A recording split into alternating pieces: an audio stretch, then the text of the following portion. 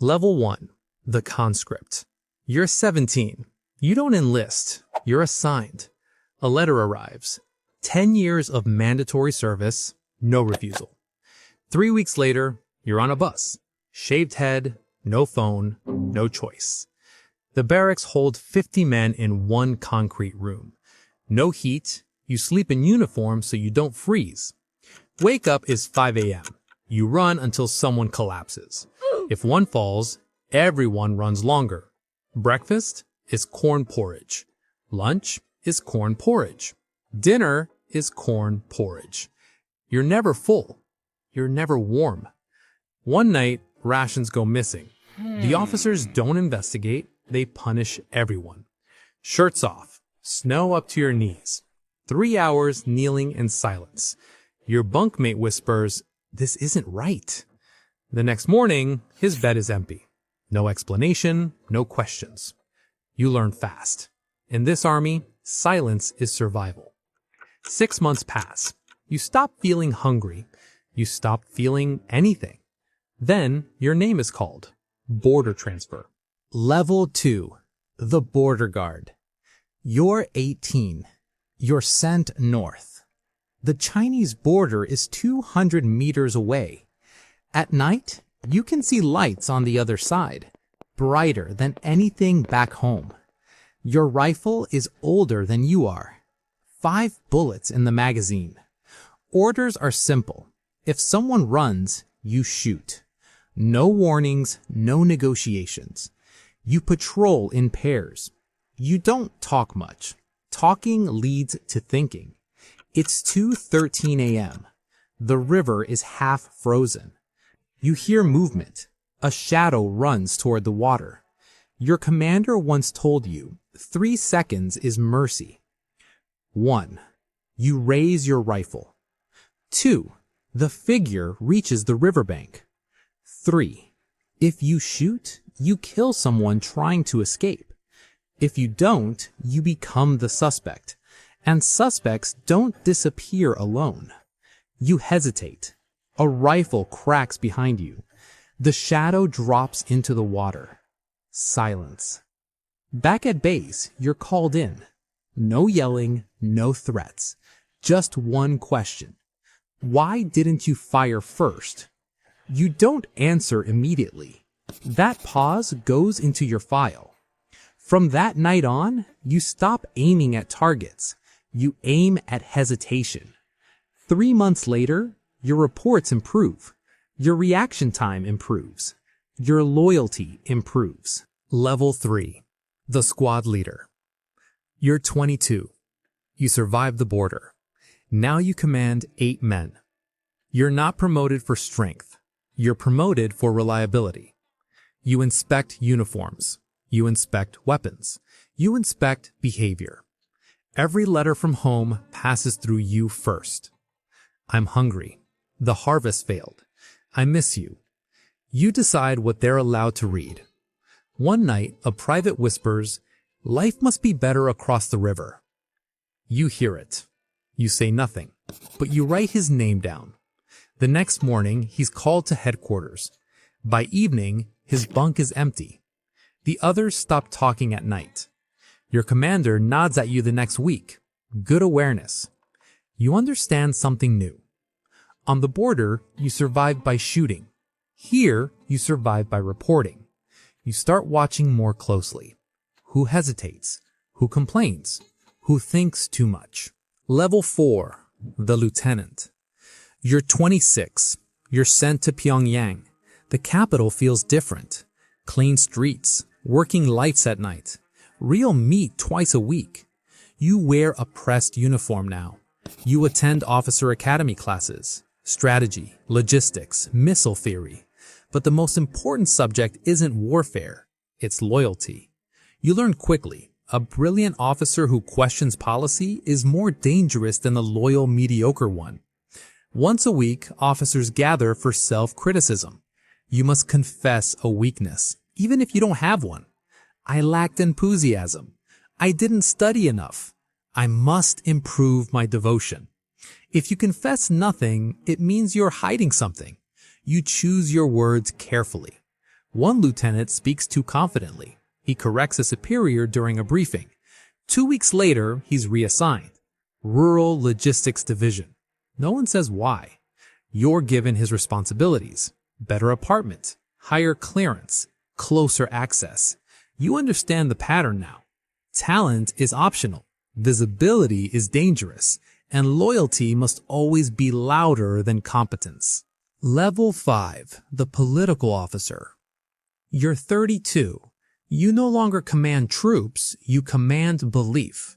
You're assigned as a political officer to a missile unit. Even the commanding officer answers to you on ideological matters. Your job isn't strategy, it's loyalty. Every week, soldiers sit in a circle. They confess weaknesses. I felt tired. I hesitated during drills. I didn't study the leader's speech enough. You take notes. If no one confesses, you push harder. Silence means concealment. You start noticing small things. Who claps first? Who claps last? Who avoids eye contact? There's a young officer, smart, respected, popular, dangerous. He doesn't criticize himself enough. You write in your report, displays subtle individualistic tendencies. 2 weeks later, he's transferred. Labor Engineering Battalion. Your influence grows. You're invited to higher meetings. You're trusted with sensitive evaluations. But one afternoon, you're called upstairs. Your superior flips through your reports. Your assessments lack urgency. You understand immediately. Someone is assessing you. You built a system of surveillance. Now you're inside it. Level 6. The Colonel. You're 40. You oversee thousands of troops. You have a government car with a driver, a larger apartment in Pyongyang, imported alcohol at private dinners. Your children attend elite schools. Your parents were relocated to better housing. The system rewards loyalty.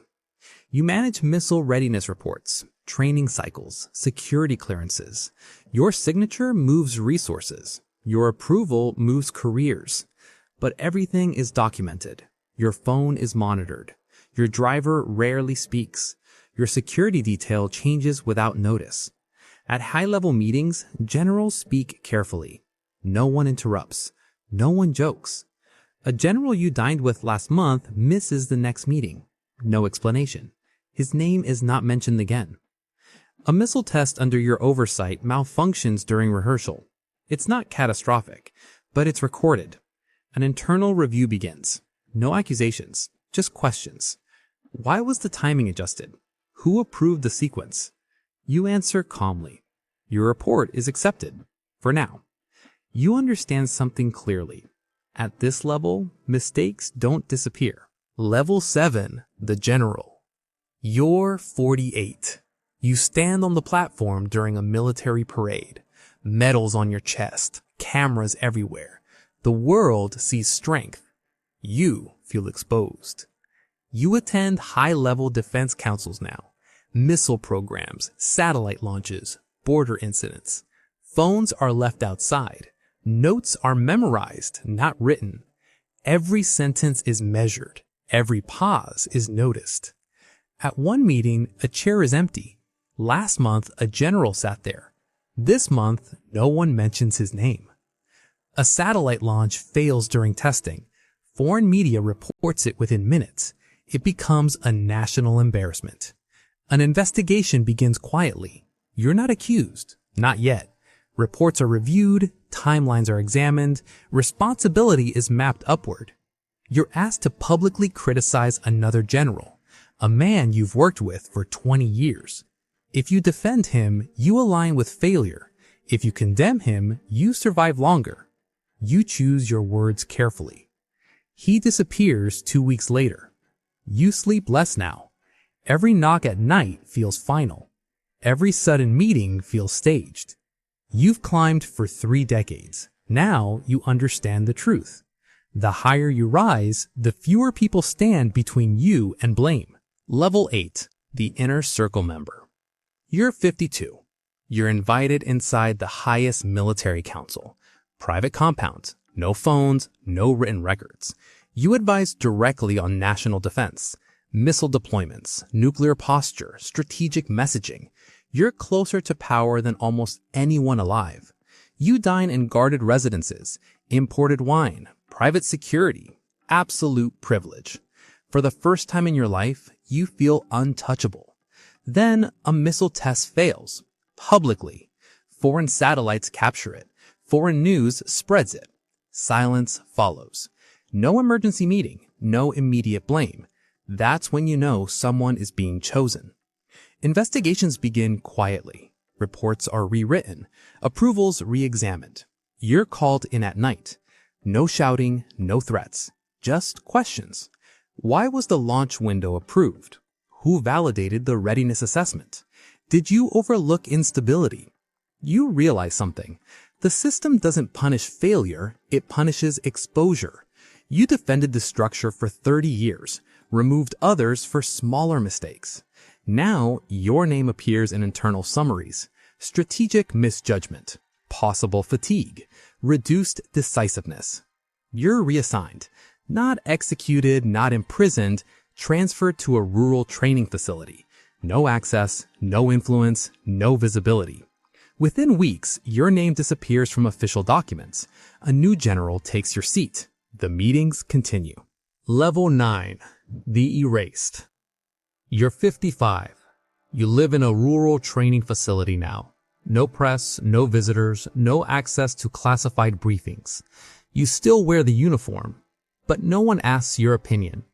Your phone was replaced, your driver reassigned, your security detail reduced. Your name no longer appears in state media. Your portrait is removed from the hallway in Pyongyang. Officially, you were repositioned. Unofficially, you're finished. You wake up at 5 a.m. again, just like you did at 17. Only now, no one salutes. You read reports that once required your signature. Now they're signed by someone else, a younger general. Careful, loyal, visible. You understand the pattern. You were never climbing. You were being elevated into view. And visibility is temporary.